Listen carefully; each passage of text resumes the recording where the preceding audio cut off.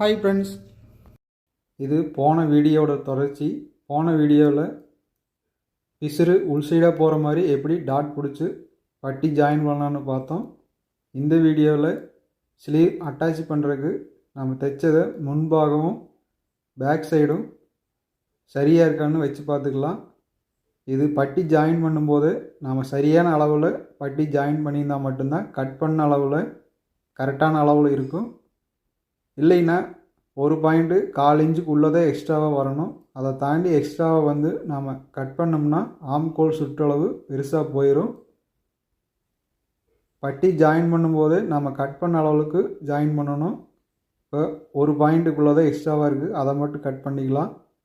இதை தாண்டி கட் பண்ணோம்னா ஸ்லீவ் ஜாயின் பண்ணுறதுக்கு பீஸ் பத்தாமல் போயிடும். சென்டர் பகுதியிலிருந்து அளந்து சரியாக இருக்கான்னு பார்த்து 1/2 இன்ச் அளவுக்கு சரியான அளவுலேயே தைச்சிக்கலாம். இந்த 1/2 இன்ச் அளவு தான் நாம் கட் பண்ணியிருப்போம், அதே அளவு தைச்சிக்கலாம். கட் பண்ணதும் தைக்கிறது ஒரே அளவு இருந்தால் மட்டும்தான் ப்ளவுஸ் நாம் என்ன அளவு வச்சோமோ அதே அளவு வரும். சரியான அளவே வந்திருக்கு. இதை தாண்டி பீஸை இழுத்து அடிக்கக்கூடாது, இழுத்து அடித்தா சுருக்கம் வரும். இந்த ஒரு பாயிண்ட் எச்சு கம்மி வரலாம், ஆனால் அதை தாண்டி அதிகமாக வரக்கூடாது. முன் சைடு பின் சைடு நம்ம ஜாயின் பண்ணது 2 1/2 இன்ச்சுக்குள்ளேயே இருக்கணும். அப்போ தான் சரியான அளவில் ஜாயிண்ட் ஆகும். எப்போவும் ஒரே அளவில் தைச்சோம்னா நாம் சரியான அளவே வரும், நாம் தைக்கிறதும் அளவு மாறாது. 36 இன்ச்சு இடுப்பு இருக்கும். அளவு எடுக்கும்போது 37 சொல்லியிருப்பேன், ஆனால் இது 36 இருந்தால் போதும். முன்பாகம் 9 இன்ச்சு வச்சுக்கலாம். பேக் சைடு இருக்கிறத 2ஆக பிரிச்சுக்கலாம். 23 இன்ச்சு இருக்கும். சரிபாதியாக பிரித்தா 11.75 வரும். இடுப்பு பகுதி 9.25 இன்ச்சு.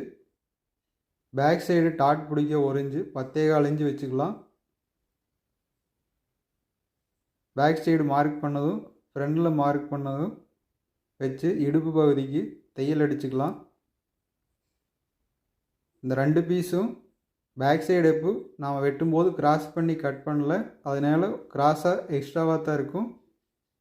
ஸ்லீவ் அட்டாச் பண்ணும்போதும் நாம் சரியான அளவு 1/2 இன்ச் அடித்ததுனால சரியாக 2 ஒரே அளவில் ஜாயிண்ட் ஆகிருக்கு. கையோட அளவு வச்சு ஜாயின் பண்ணிக்கலாம். கையோட சுற்றளவு 14 இன்ச் வரும்.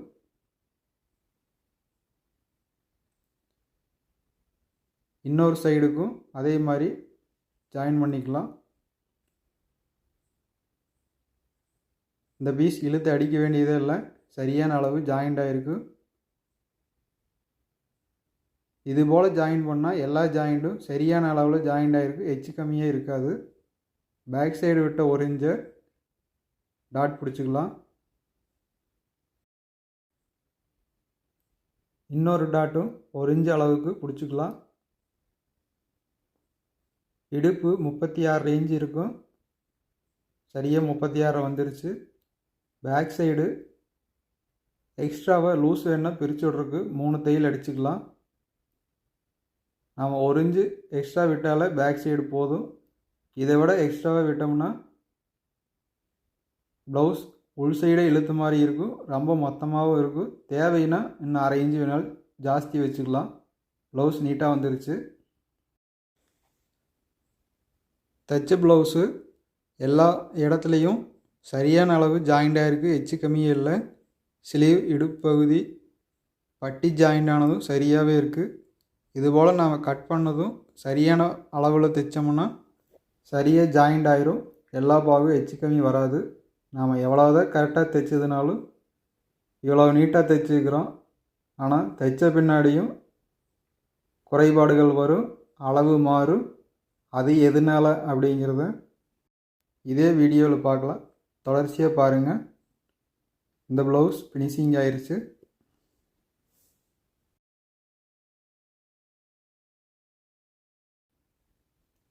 கரெக்டாக கட் பண்ணி தைச்சதுனாலும் ஏன் ஒரு ப்ளவுஸ் சரியில்லாமல் போகும்னா, தண்ணியில் போடாமல் ஒரு கிளாத்து அப்படியே தைச்சோம்னா சுருங்கக்கூடிய காட்டன் கிளாத்து இதுபோல் 2 இன்ச்சு டிஃப்ரெண்ட் வரும்.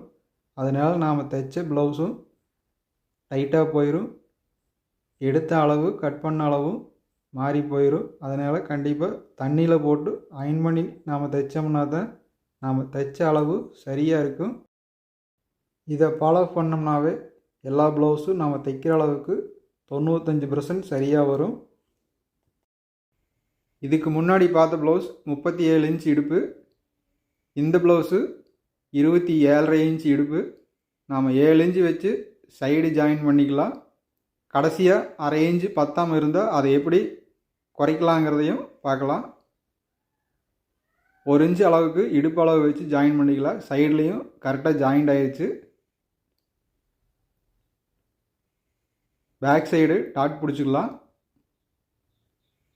டாட் பிடிச்ச பின்னாடி அரை இன்ச்சு எக்ஸ்ட்ராவாக இருந்ததுன்னா அது நாம் சைடில் அரை இன்ச்சு மட்டும் குறைச்சிக்கலாம். ஒரு சைடு இடுப்பு பகுதியில் 28 இன்ச்சு இருக்குது. இதில் எங்கே குறைவாக இருக்கோ அந்த சைடு அந்த அரை இன்ச்சை நாம் குறைச்சிக்கலாம். அந்த 2 இன்ச்சு அளவுக்கு கொண்டாந்து ஜாயின் பண்ணிட்டோம்னா அதே தையலோட சரியாக வந்துடும். இப்போ 3 தையல் அடிச்சுக்கலாம்.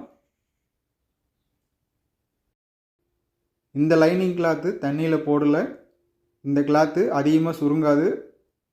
ஃபஸ்ட்டே வாஷிங் பண்ணி நீட்டாக வந்திருக்கும். காட்டன் கிளாத்து பஞ்சு மாதிரியே இருக்கும். அந்த கிளாத்து அதிகமாக சுருங்கும்.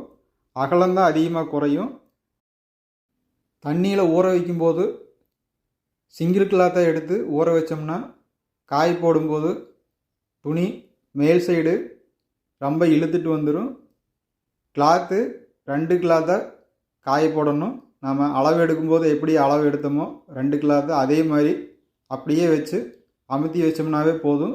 சிங்கிளாக பிரிச்சிட்டோம்னா கிளாத் தண்ணியில் போட்டதையும் ஒவ்வொரு பக்கமாக இழுத்துட்டு போயிடும். அதை நாம் காய வச்சாலும் அதே மாதிரி தான் இருக்கும். அப்போ ப்ளவுஸ் வெட்டுறக்கும் சரியாக வராது, அயன் பண்ணாலும் சரியாக வராது. தண்ணியில் 2 கிளாத்து ஜாயிண்டாக ஊற வச்சு அப்படியே எடுத்து காய வைக்கணும். அப்போ தான் சரியாக வரும். ரன்னர் மாற்றாமல் எப்படி சிங்கிள் தையலில் பைப்பிங் வைக்கலான்னு பார்க்கலாம்.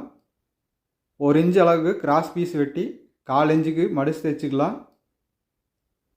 இதுக்கு சிங்கிள் ரன்னர் மாற்ற வேண்டியதில்லை. 3/4 இன்ச்சு அளவுக்கு கிராஸ் பீஸை வெட்டிக்கலாம். லைனிங் துணி மேலே ப்ளவுஸ் துணியை வச்சு பைப்பிங் துணியை வெட்டினதையும் வச்சு 4 இன்ச்சுக்கு அடிச்சுக்கலாம்.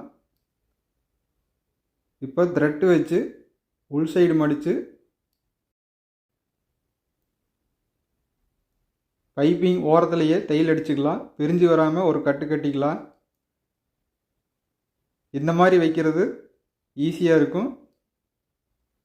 சிங்கிள் தையல் தான் வரும். நம்ம ரன்னர் மாற்ற வேண்டியதில்லை.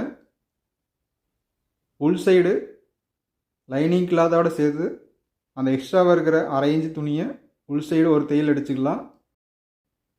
கழுத்து பகுதிக்கும் இதே மாதிரி பைப்பிங் வச்சுக்கலாம். ஓகே ஃப்ரெண்ட்ஸ், இந்த வீடியோ இதோட முடியுது. நான் சொன்ன தகவல் பயனுள்ளதாக இருந்திருக்கும். நம்ம சேனலை சப்போர்ட் பண்ணுங்கள், சப்ஸ்கிரைப் பண்ணுங்கள், லைக் பண்ணுங்கள். நெக்ஸ்ட் வீடியோவில் பார்க்கலாங்க ஃப்ரெண்ட்ஸ்.